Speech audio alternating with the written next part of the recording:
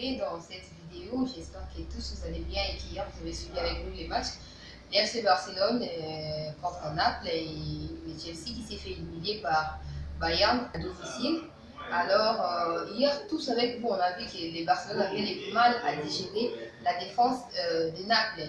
Le Naples qui jouait très bas et qui a compliqué l'attaque offensive de FC Barcelone.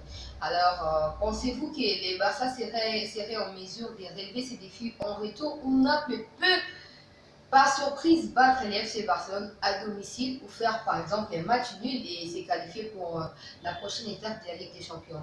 Du côté de Bayern avec Lewandowski qui a 2 passes décisives et un but.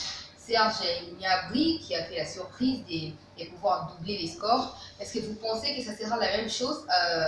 Comment vous avez trouvé les classements de Chelsea? Beaucoup de gens sont en train de critiquer le fait que Willian soit sur les bancs, le fait que Olivier Giroud soit titulaire, le fait que les jeunes Abraham soient sur les bancs, alors qu'il fallait mettre déjà une bonne attaque pour éviter de se piéger, et surtout qu'ils jouaient à domicile.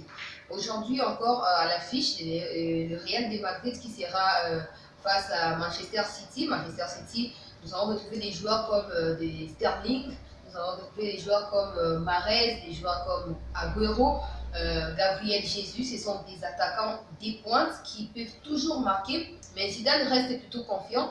Il s'est dit que bon, tout peut se jouer. Il a beaucoup de respect pour Guardiola, il a beaucoup de respect pour Manchester City, qui a aussi une bonne attaque pour l'instant en Europe. Alors, les débats est ouvert à vous de commenter, de pronostiquer et dites-nous ce que vous pensez de ces matchs, mais aussi Lyon qui va recevoir la Juventus et Cristiano Ronaldo qui cette saison ou cette année a marqué dans toutes les compétitions, dans tous les matchs.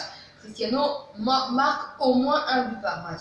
Alors vous pensez qu'il sera en mesure de jouer et de marquer face à Lyon, Lyon qui joue à domicile, Lyon qui joue devant son public? Donnez-nous ce que vous pensez de ces 2 rencontres ou de ces 2 affiches de cette dernière partie de la 8e de finale Ligue des Champions de l'UEFA. J'espère retrouver vos commentaires au plus vite et c'est lui qui va réussir à pronostiquer en faveur d'un ou d'un autre club. Il va recevoir 50 mégas, quel que soit son réseau. À bientôt.